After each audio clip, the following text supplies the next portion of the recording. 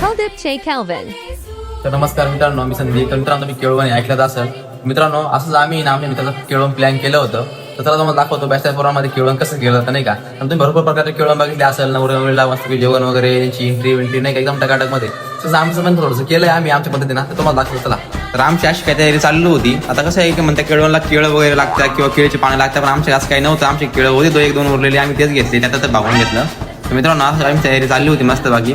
हे बघा, आमचा जो नवरदेव आहे तो स्वतःच तयारी करत होता नाही का. आता कसं ऑप्शन नाही, आणि मग त्याला म्हटलं आम्हाला काही अनुभव नाहीये, तर तूच आम्हाला हेल्प करू शकतो. तुझे तिथे 1-2 केळवण तू खाल्ले. याच्यानंतर पाऊस केळवण राहील काही थोड्या दिवसामध्ये.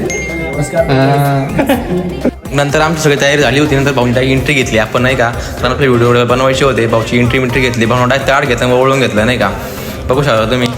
आता मस्त आपण आता फोटो वगैरे काढून घेतले नाही का एकेकाचे टकाटकमध्ये. आणि भाऊला नंतर आपण मस्त की जेवणाची वगैरे व्यवस्था केली होती. भाऊ सेल्फी वगैरे काढून घेऊ, फोटो काढून घेऊन आपले भांडी घेऊन या लागलाय. भाऊला नाही जेवणाची घाई झाली, डायरेक्ट